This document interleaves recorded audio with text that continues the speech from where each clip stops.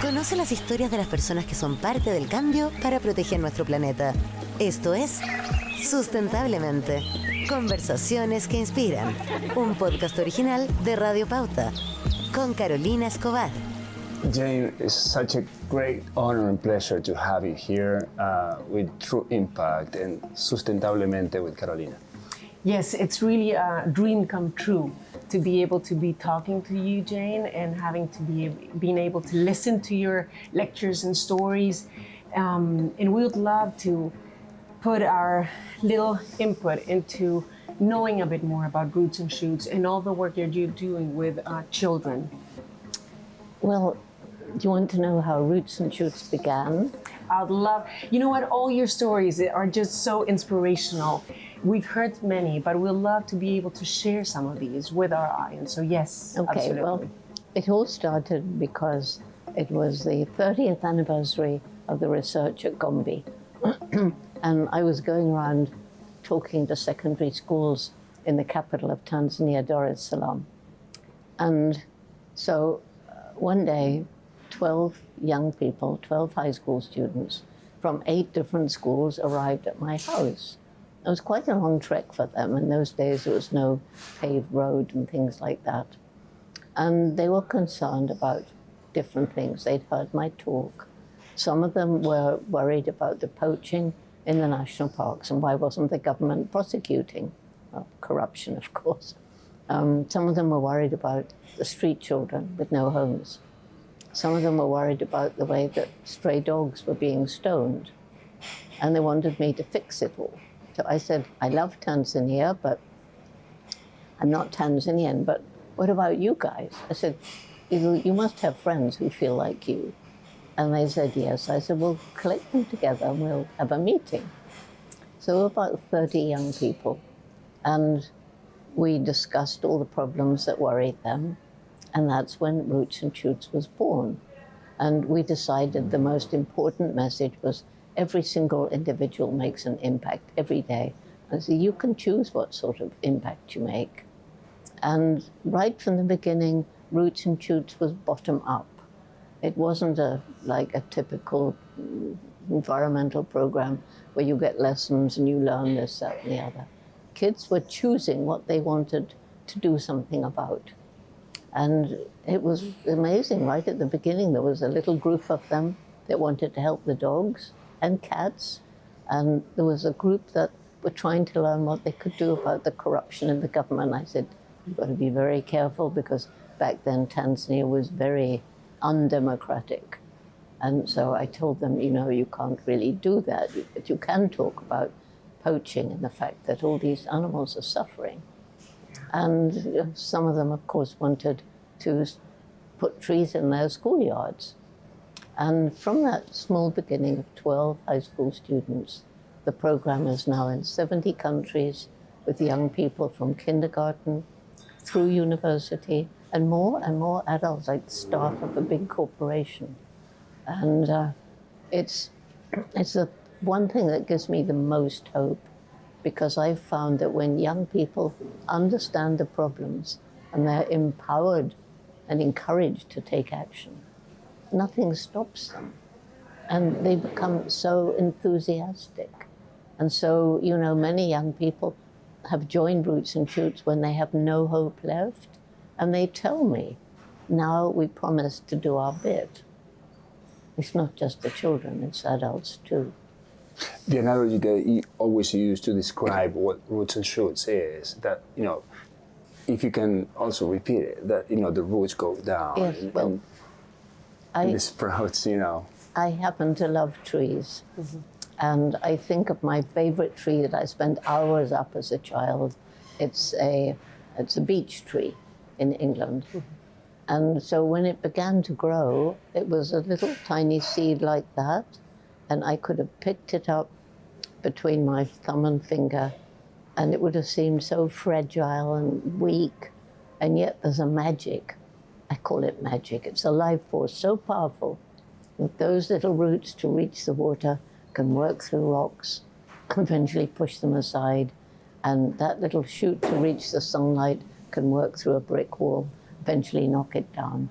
So we see the rocks and the walls as all the problems that we're faced with. And the young people, the roots and shoots, are the ones that are going to break through and make this a better world. Jane, you've talked a lot through your lectures and when you tell your story about what books did to you. How do you foresee the work that you're doing with Roots and Shoots with the children and the fact that in many countries, reading is not a habit anymore among them? It's a big, big problem. And with Roots and Shoots, we try to encourage it. But, kids now, they've all got their cell phones and their iTablets. But even reading a book on that is better than not reading at all. So you think that in that sense, we still have other tools where we can encourage children to love nature or to get a project, a milestone, and go for it? Yes, I mean, we encourage children to be out in nature. And you can't plant trees, not really indoors. So tree planting, which happens right across the spectrum, that's all outdoor activity. And many of the school groups choose to grow organic vegetables. There's so many amazing things, like growing things that will be liked by the animals in a zoo. Mm-hmm. And they passionately grow this stuff and then take it to the zoo and enrich the animals' lives. Through Roots and Shoots, I think you are creating many Janes around the world, millions of them. How can we use that as an inspiration for other kids to join, other young people and adults to join? If you can tell a story that was most remarkable for you. One of the stories I really love is when the first group was formed in the Democratic Republic of Congo, DRC, and it was about 12 young children, 10, 12, 13, and they decided for their first project they wanted to restore the forest to a hill which they could see in the distance, which had once been sacred and covered with forest. So their mentor, he realized actually the hill was much bigger than the kids thought, and it was really impossible, but he didn't want to dampen their enthusiasm. So he managed to get a forester friend to donate some saplings. And then, because this is the area of conflict in eastern DRC, where all the minerals are, there's always some group, militia, there taking control. And so he had to go to the colonel and ask for permission. So the colonel said, well, it's a stupid idea, but I suppose there's no harm in it, but I'll have to send soldiers. So you imagine this little group, 12 kids, clutching their little sapling. Imagine these 12 kids, each clutching a little sapling, probably something to dig with, and they're getting tired because it's much further than they think. And with them are 4 big Congolese soldiers with AK-47s over their shoulders. How incongruous. Anyway, they get there, and the ground is very hard, and they're very tired. And the youngest child, she's only about 9, she can't dig a hole. The ground's too hard. So she begins to cry. And after a very short time, one of the soldiers leans his gun against a tree and goes to help her. And very soon, all the soldiers have laid aside their guns and are helping to plant trees. And to me, this is symbolic. It's symbolic of what we're trying to do, lay down our guns. And try to all work through the same objective, right? Yes. And also, if you can repeat what we just heard in the conference about peace, the only way to make peace without ourselves and the planet. Peace. Yes. Yes. To me, this is symbolic of, we can never live in harmony with nature while these terrible wars are raging. Peace is so important. Peace with ourselves, peace with the environment, peace with each other.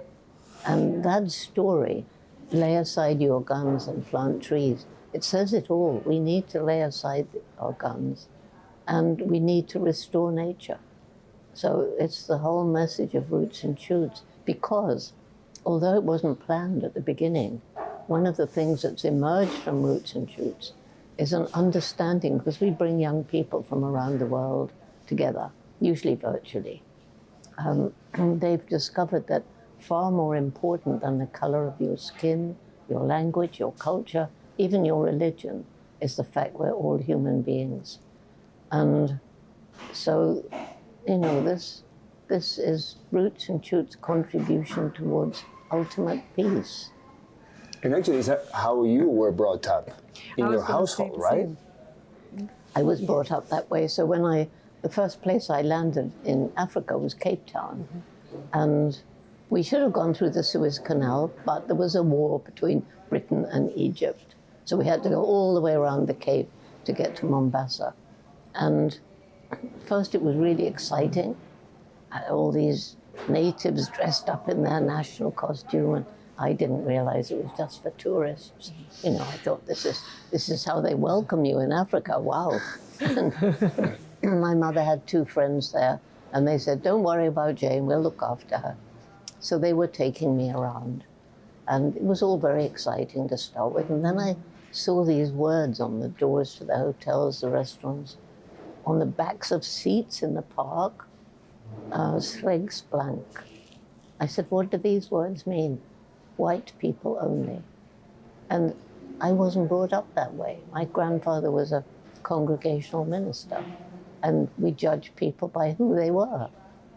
But not necessarily, but not by the skin color or the religion, right, or the political party, of course. And Jane, you've said that it's bottom up at the beginning of our conversation, what you're trying to do. Do you think that that is the way that decision makers are being convinced or being brought into making decisions or coordinated with the planet and with nature? Is that the way of making them think in a different way?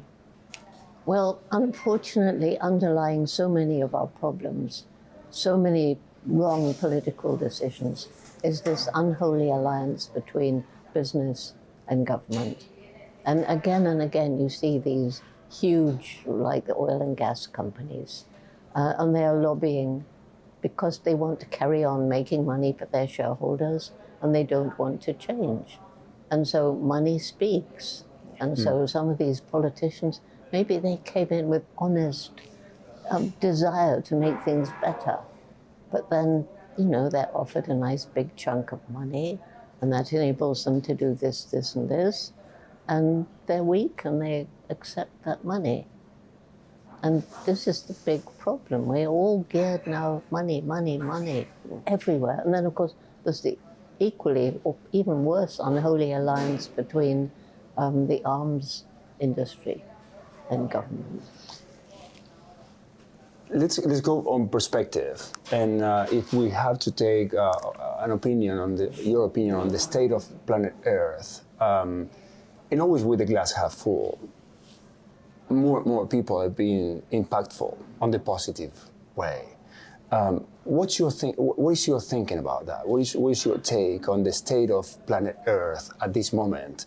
And not thinking about future generations, we have to take care of it now, right? Yes, well, we all would agree that right now we're going through very dark times, politically, all around the world, and certainly socially, disruption, these riots and everything, and environmentally, terrible. Climate change, loss of biodiversity, pollution, all of this. And we need to know what's going on. It's important. But I think that there's a bias. We need to balance it out by sharing the good stories, the positive stories, the fact that places we've destroyed can be utterly restored, given time and maybe some help. Animals can be rescued from the brink of extinction. And because I get to travel around the world all the year, I meet so many amazing people with so many incredible stories and projects.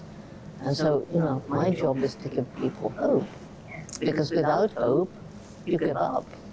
And, you know, if everybody gives up, we've had it, we're doomed. Absolutely. Especially if our young people give up. You talked about the spirit and the relationship with nature. what is your spirit? What is your way of that connection? Because you're very inspirational. I mean, we just see you.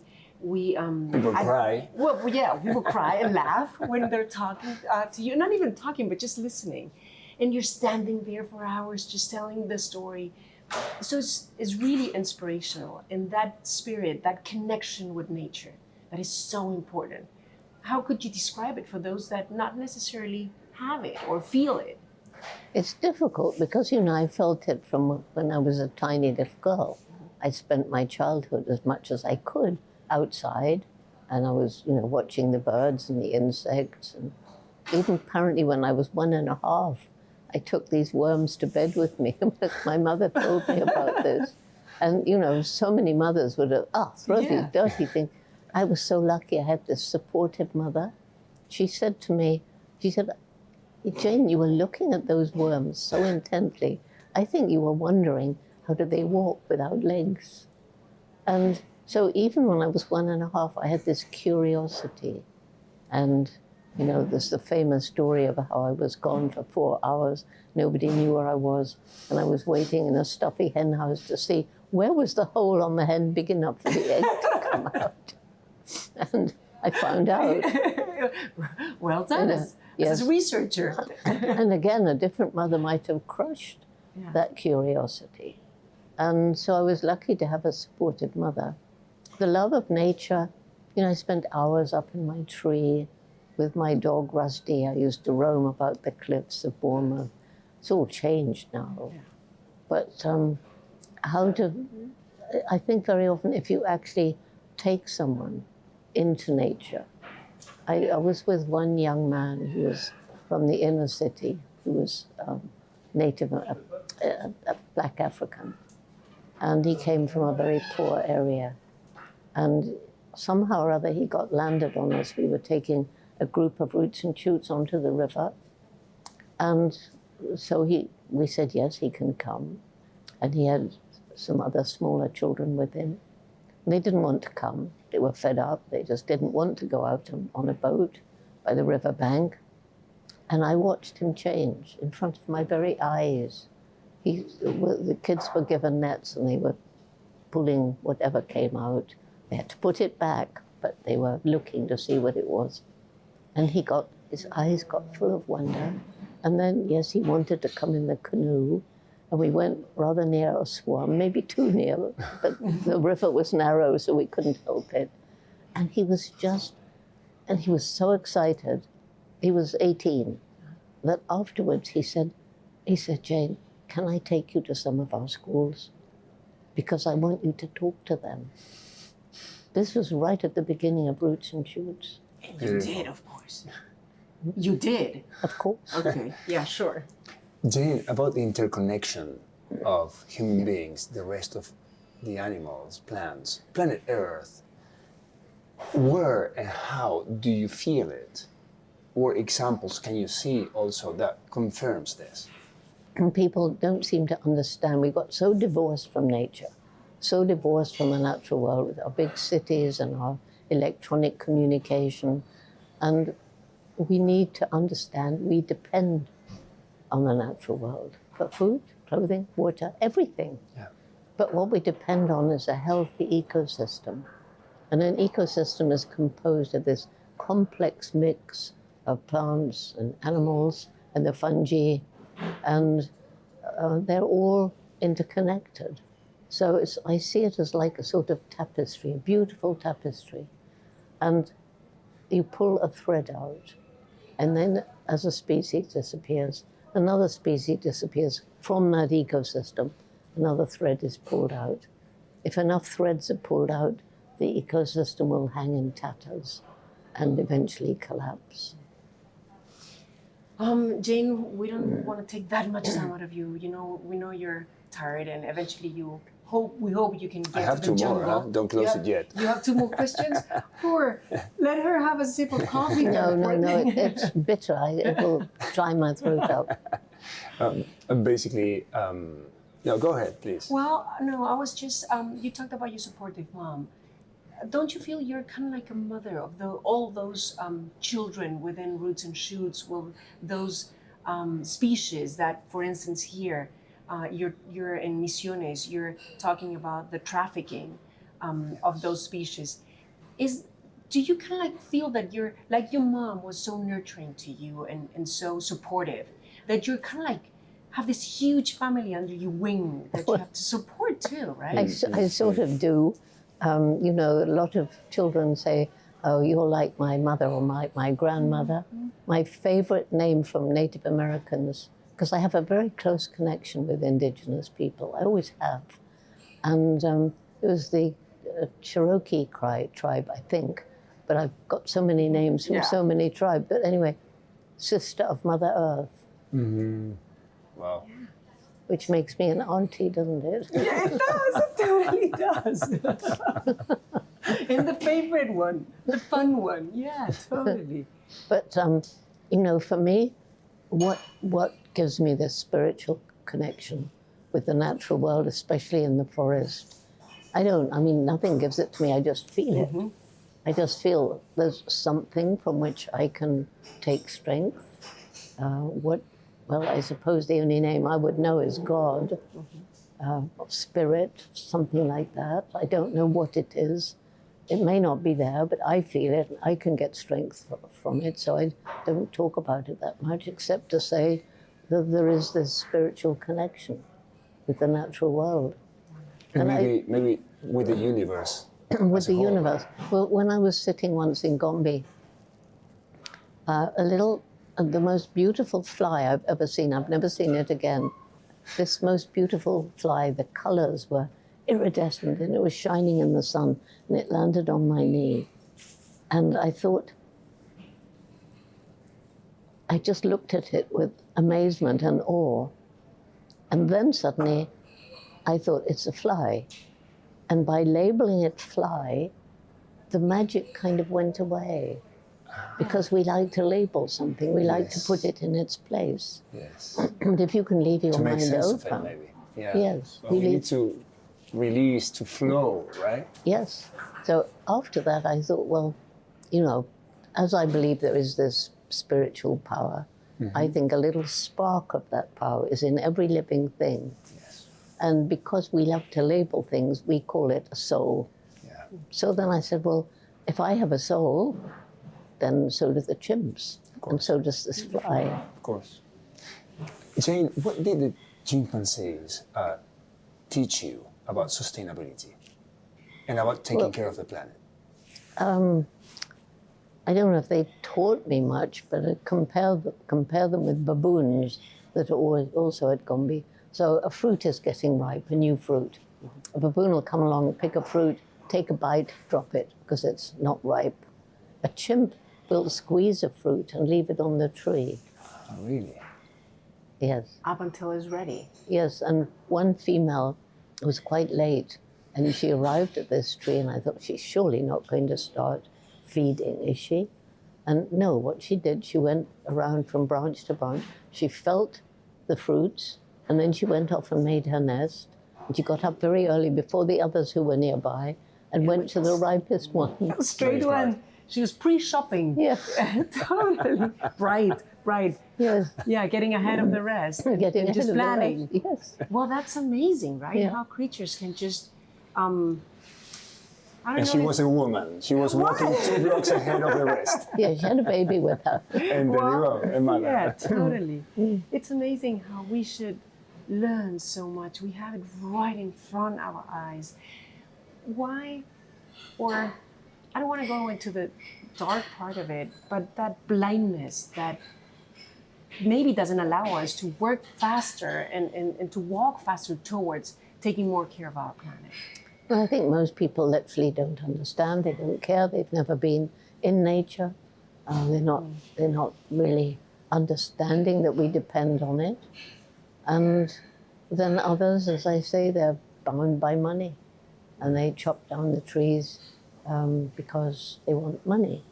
But then also, you know, when I flew over Gombe National Park in the mid-'80s, when I began in '60, it was just part of a great forest belt. By the mid-'80s, it was a tiny island of forest surrounded by bare hills. And why were the hills bare? More people living there than the land could support population growth. And also because the people were poor. They couldn't afford to buy food from elsewhere. Their own land was infertile. They needed more land where they could grow food until it became infertile, or to make money from charcoal or timber. And that's when it hit me. If we can't help these people to find better ways of living than destroying the environment, we can't save trees, forests, or anything else. And I think when people list the problems that we face, poverty is usually left out. Mm-hmm. People don't realize that a lot of the problems are caused by people living in poverty. Yeah. People dissatisfied because they're left out, they don't get the right education, and they're angry, or they're cutting down the last of the environment to sell it, or to make land. So poverty is left out, and population growth as well.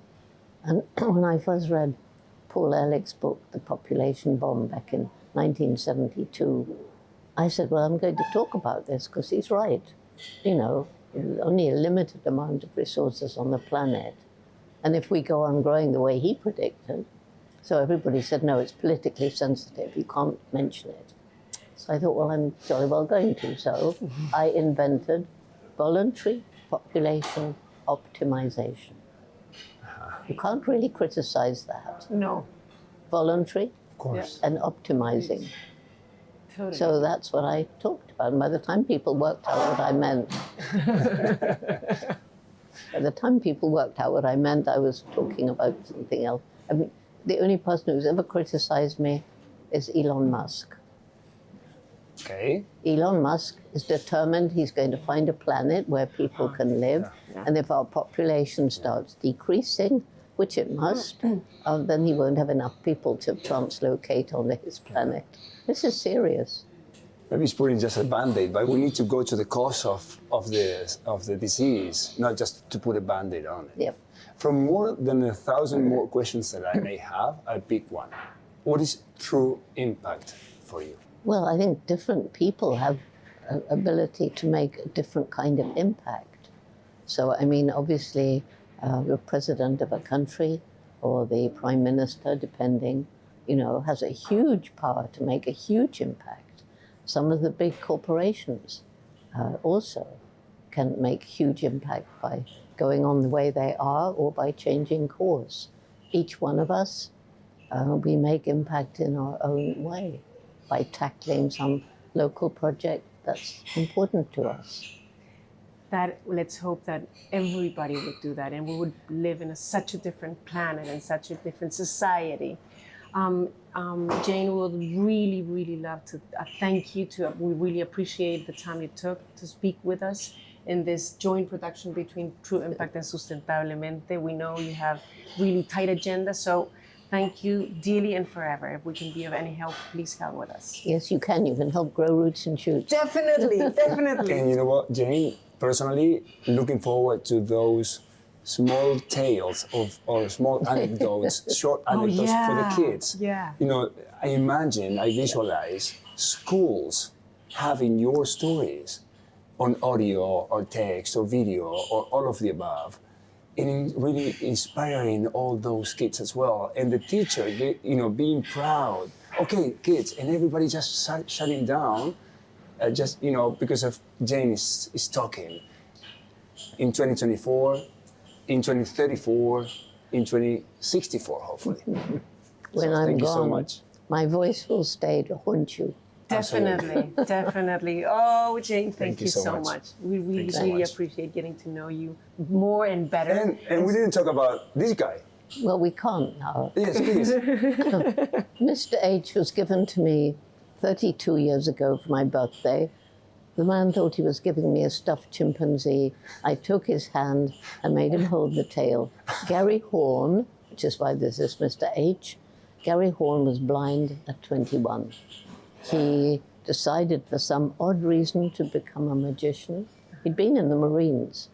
And everybody said, but Gary, you can't be a good magician if you're blind. And he said, well, I'll try. Children don't know he's blind.